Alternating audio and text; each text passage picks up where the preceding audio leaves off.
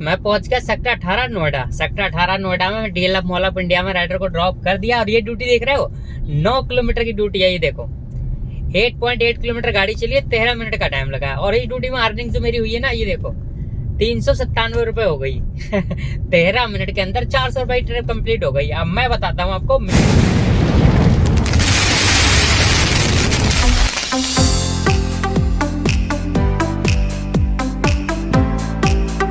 मेरे पास काम क्यों नहीं आ रहा है ओला उबर में। देखो सबसे पहली बात तो ओला उबर का काम किस तरह से मिलता है। अगर आप परमानेंट ओला उबर चलाते हो कंटिन्यू, तो आपका बैक टू बैक बुकिंग आती रहती है। जैसे कभी कभी ना हम अगर आप ड्राइवर हो और ओला उबर में काम कर रहे हो तो एयरपोर्ट पे जाते होगे ना आप, तो एयरपोर्ट पे हजारों गाड़ी खड़ी रहती है। ओला उबर की मिला के 400-500 गाड़ी रहती है, ठीक है। उसके बाद भी आप ड्रॉप करते हो, ड्रॉप करते ही सबसे पहली बुकिंग आपकी आ जाती है। उसका रीजन क्या होता है, क्योंकि ओला उबर उसको फॉलो करता है जो डिवाइस या जो गाड़ी रनिंग में होती है, जिसका परफॉर्मेंस अच्छा होता है या कंटिन्यू ड्यूटी करता है, कोई ड्यूटी एक्सेप्ट करने के बाद कैंसिल नहीं करता है, तो वो बुकिंग पहले उसी को देगा, ना कि आपको देगा।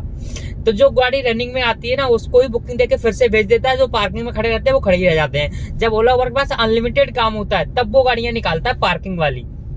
पहले क्या होता है ना, जो ऊपर से कभी अच्छी गाड़ी आ गई, जो ड्राइवर का परफॉर्मेंस बहुत ही बढ़िया है और उसका रेटिंग भी बढ़िया है और वो कोई बुकिंग कैंसिल नहीं कर रहा है, तो उसकी गाड़ी डिपार्चर पे ही बुकिंग दे देगा और आओ पिकअप करो चले जाओ। एयरपोर्ट पे वेट करने की जरूरत ही नहीं है, समझ रहे हो। अब मुझे काम क्यों नहीं मिल रहा ओला उबर में, देखो मैं ना अपना पर्सनल काम करता हूँ, क्योंकि मेरे पास पर्सनल बहुत काम है, तो अभी नहीं मिल रहा है वो बात अलग है, ठीक है। कभी कभी नहीं मिलता है, या होता है। मार्केटिंग का मतलब यही हुआ कि हमेशा अगर मार्केट अच्छा रहेगा तो बिजनेस किस चीज का रह गया है ना।